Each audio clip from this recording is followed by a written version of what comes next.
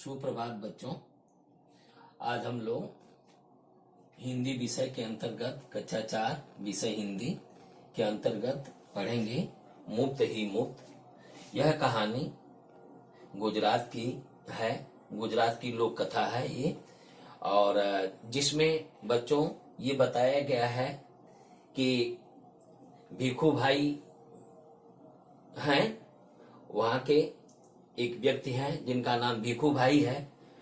उनकी इच्छा नारियल खाने की है। यहाँ जैसा कि आप देख रहे होंगे एक पेड़ है, देखिए इस तरह से नारियल लगा हुआ है। उनकी इच्छा नारियल खाने की है और वो अपनी पत्नी से कहते हैं कि मेरा मन नारियल खाने का है। उनकी पत्नी कहती हैं कि ठीक है, और लेकिन भिखू भाई कहते हैं कि घर में तो नारियल है नहीं, इसके लिए मुझे बाजार जाना होगा। उनकी पत्नी कहती है बाजार तो जाना ही होगा। ये कहते हैं भिखू भाई इसके लिए मुझे पैसे खर्च करने होंगे। उनकी पत्नी कह रही हैं कि पैसे तो खर्च करने ही पड़ेंगे। तो इस तरह से आप देखेंगे कि भिखू भाई थोड़ा कंजूस थे, उनकी बातों से लग रहा था, लेकिन फिर भी उनकी इच्छा थी नारियल खाने की, और वो नारियल के लिए अपना घर से निकल जाते हैं, छड़ी लिए, जूता पहने, और इसके बाद जो है चल दिए।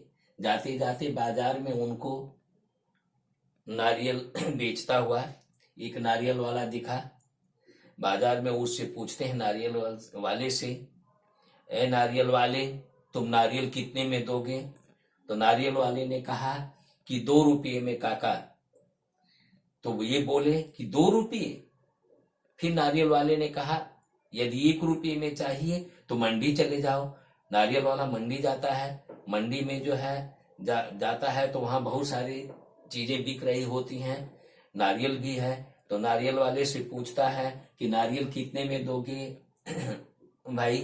तो व्यापारी बताता है कि नारियल जो है 1 रुपये में मिलेगा।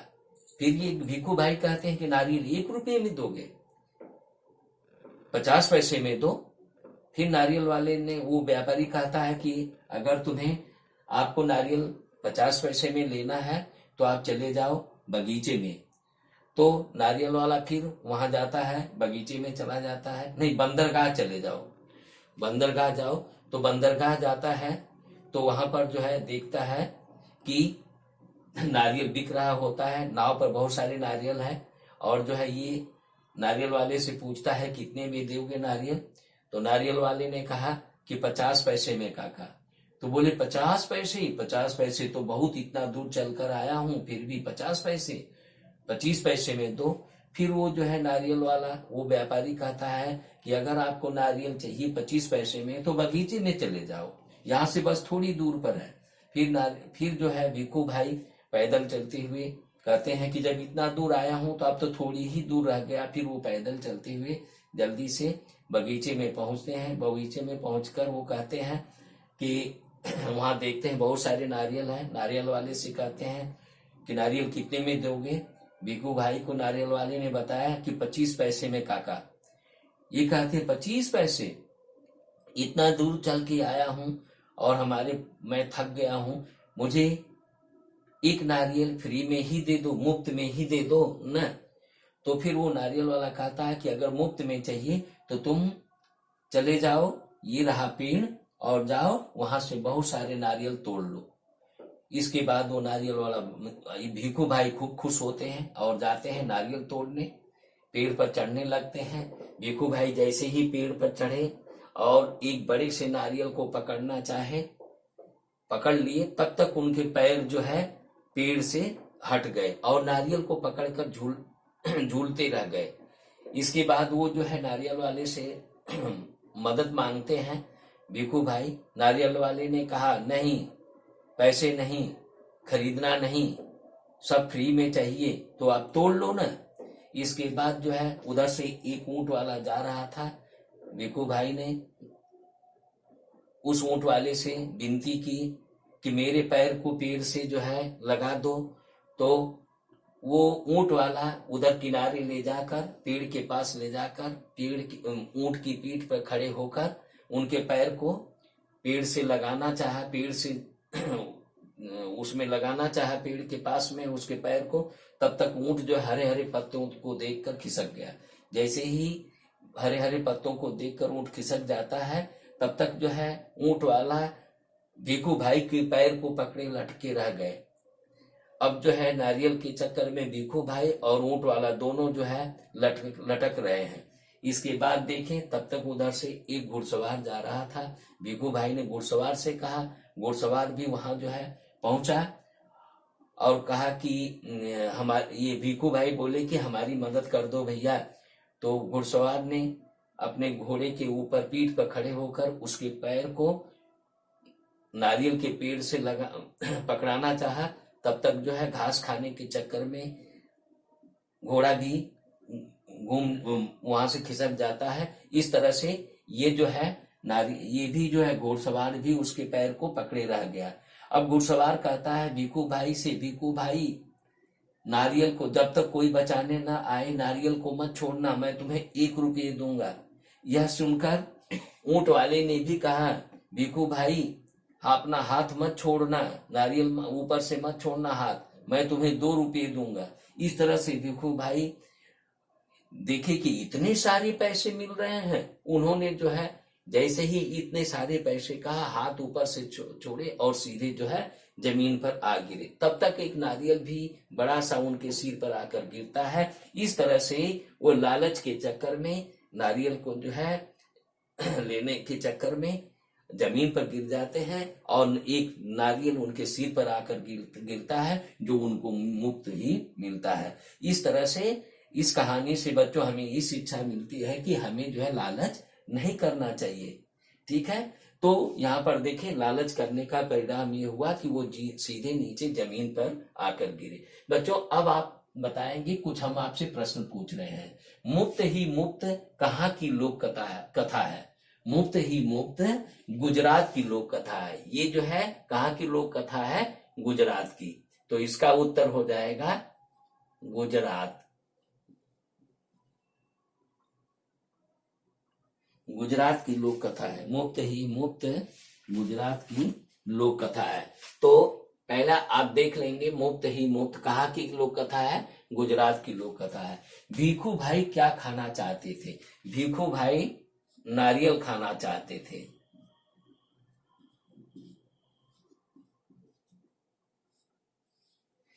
ये गुजरात की लोक कथा है। भिखू भाई नारियल खाना चाहते थे। भिखू भाई की पत्नी का क्या नाम था? भिखू भाई की पत्नी का नाम था लाभोबेन। उनकी पत्नी का नाम था लाभोबेन।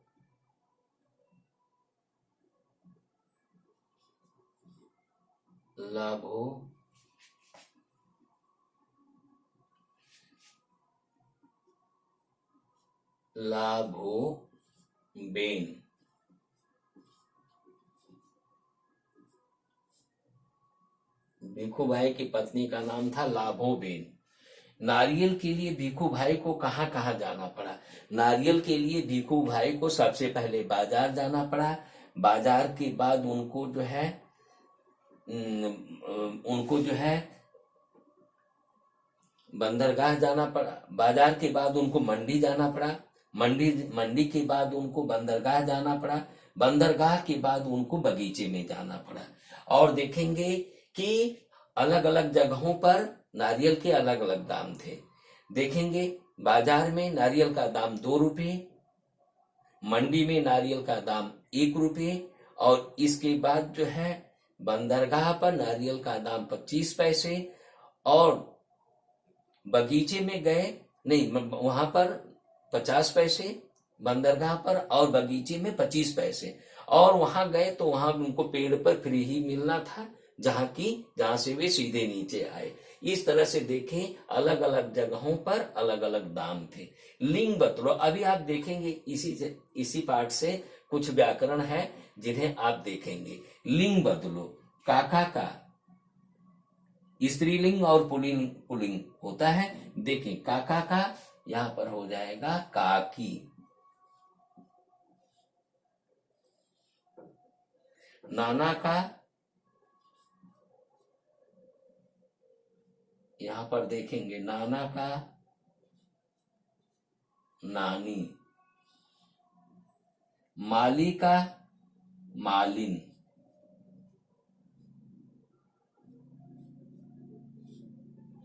मालिन।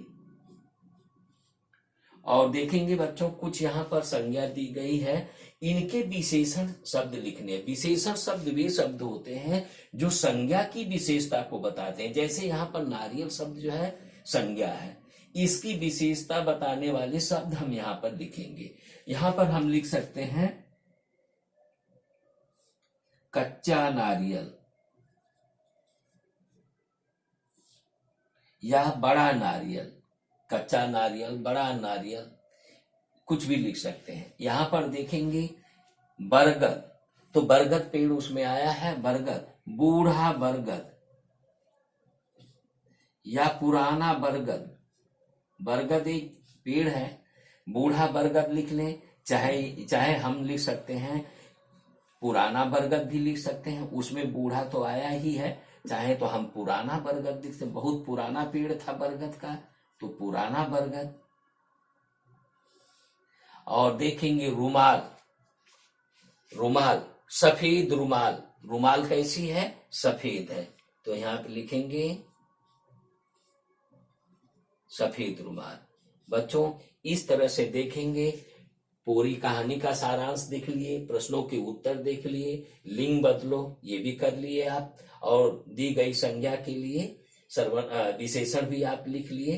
तो ये पूरा जो है आप इसको सही, साफ और सुंदर ढंग से अपनी कॉपी में कर लेंगे। लेकिन मैं आपको कुछ कार्यपत्रक जो है कार्यपत्रक दे रहा हूं। जैसे आप यहाँ पर देखेंगे पाठ के आधार पर लिखना है आपको। ये पाठ के आधार पर लिखेंगे। देखें, ये पाठ के आधार पर आप देखेंगे यहाँ पर लिखा गया है क्या बढ़ा क्या घटा। नारियल का दाम, नारियल का दाम घटता गया। भिखू भाई का लालच, भिखू भाई का लालच बढ़ता गया। रास्ते की लंबाई जो है घटती गई। अभी आप देखिए भिखू भाई की थकान, भिखू भाई की थकान बढ़ती गई। इस तरह से बच्चों देखेंगे, ये लिंग बदलेंगे। और इसके बाद जो है ये जो है कार्यपत्रक जो है मैं आपको जो दे रहा हूं, इसे आप अच्छे तरह से सही, साफ और सुंदर ढंग से इसे भी आप करेंगे, और इस काम को सही, साफ और सुंदर ढंग से आप कर लेंगे। धन्यवाद बच्चों, thank you very much, have a nice day. आपका दिन मंगलमय हो। धन्यवाद।